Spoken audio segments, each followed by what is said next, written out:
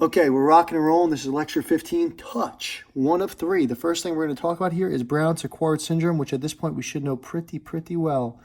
Brown-Séquard syndrome, what you're doing is it's a specific instance in which you have a lesion to one half of the spinal cord. This is called a hemisection. You can see we drew a spinal cord at the level of T4. We crossed out half of it because we have an occlusion. What does this lead to? It's also a buzzword. It's loss of contralateral pain and ipsilateral touch below the level of the lesion. We drew over here and we got out of, you're completely getting out of the Lissauer's tract phase. We're not talking about Lissauer's tract here because we're at the level of T4 and T6. We're 2 levels away. Or, you can't go 2 levels at this point. Contralateral pain, we know we have this pathway here. That's your PT pathway. It's going to come in, it's going to synapse and go down, and it's going to come up. It cannot do that. Bam, that's out. You have your ipsilateral touch because this is your touch pathway on the ipsilateral, same side as the occlusion. It's going to come in, synapse at the dorsal column, go up, boom. You can't do that either. If you see pain loss and touch loss on opposite sides of the body, you must think Brown-Séquard syndrome, and the lesion will be on the same side as the loss of touch. So you can see ipsilateral touch. Exactly. So here we have our pathways here. So what you can see here is that we have the right and left side. Starting on the right side, you can see how that we have the primary somatosensory cortex S1, which we call it. We have the thalamus, we have the midbrain, the pons, the medulla, and the spinal cord. So what we're going to basically distinguish is between the touch versus pain in the body versus touch and pain in the face. And so we have 3 systems that we're working with. In blue, to start, touch and body, right? This is going to be the dorsal medial meniscus pathway. What you see is that on the left side, we have the touch coming in, and it hits the dorsal columns and ascends up to the medulla. Once it reaches the medulla, it will now cross over in the medulla and ascend upwards. So then it ascends to the thalamus, which then synapses at the primary somatosensory cortex, S1. Next is the pain and temperature, also known as the anterolateral system, also known as the spinal thalamic tract, which is going to start on the same side, so the left side, we enter, and what happens is then it cuts across the spinal cord. Once it cuts across the spinal cord, it ascends all the way up to the thalamus. Now we're going to focus in on the trigeminal pain and trigeminal touch pathway.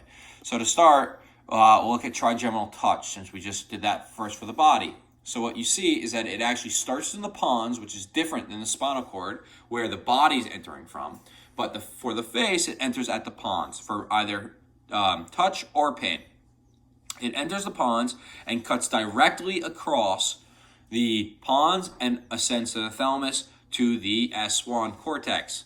While the trigeminal pain pathway is going to enter the pons, come down, go to the medulla, and then cuts across the medulla and goes to the thalamus, to then the S1 cortex.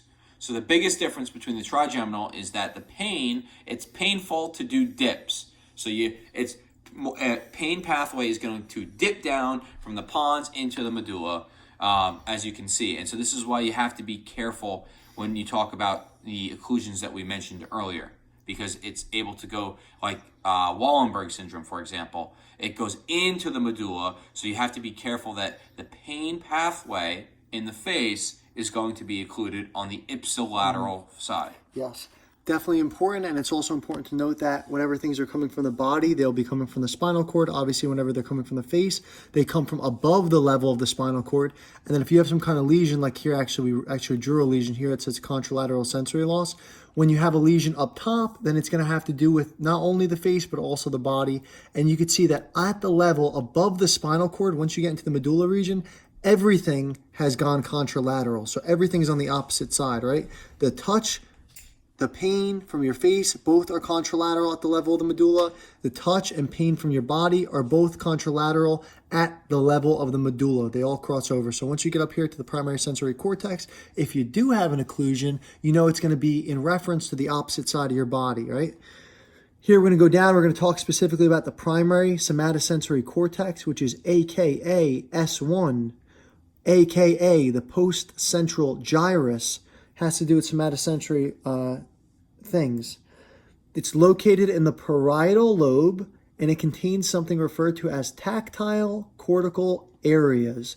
These are basically areas, we said, that compute higher orders of properties or higher order properties such as multi-digit, texture, size, shape. What this refers to, and Jared will recap on it, but it refers to you being able to say put something in your hand such as a key or such as a marker, and because you're able to use higher order properties, you could use these tactile areas to feel what is actually in your hand, and you could use hand movements to enable different groups of receptors to be able to sample whatever this specific object is. So if you have a key in your hand and you're just holding it, if you just hold it in your hand with your eyes closed, you might not be able to tell what it is.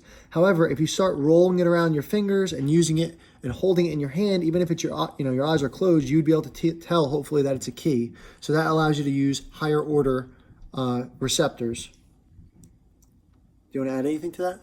No, I think that's perfect. Okay, and then the last thing we mentioned here, it looks like, is a lesion. In the S1 cortex. So if you had an actual lesion in the cortex, usually from an ischemic event, zoom in,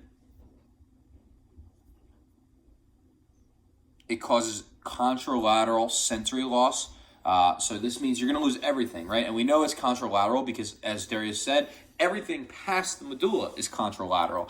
So in this case, we're in the cortex, or the highest part. So yes, everything is above the medulla. If we're above the medulla, it all has to be contralateral. So contralateral sensory loss, pain, temperature from the anterior lateral system or the spinal thalamic tracts, and then touch, vibration, and proprioception from the dorsal medial meniscus pathway is all loss. So this affects higher cortical tactile functions. As Darius just mentioned, we said, what was it? It was multi-digit, it was texture, it was size, and it was shape. So once you get the level of the cortex, both sensory pathways have traveled contralaterally because the dorsal medial meniscus pathway crosses contralaterally at the medulla. So a lesion on the left, this is key right here. This is the overview of what we just mentioned. The lesion on the left, the right side of the body is damaged, right? So if the lesion's on the left, then the right side of the body is damaged. Yeah, everything. If it's a lesion on the right, as we have drawn in this picture, if we have an X where everything is located, then the left side is damaged. So the left side of the body, you would see a patient coming in complaining about all sensory loss on the left side that's damaged, rather than seeing a patient would come in, another patient number 2 would come in, hey, the right side of my body, I can't feel pain, I can't feel temperature, touch, vibration, or my spatial awareness is thrown off on the other side of the body. So you have to just remember, if the lesion's on the left, then the right side is damaged, and if the lesion's on the right, the left side is damaged. Yeah, and the only exception to that would be peripheral nerves, just that peripheral nerve.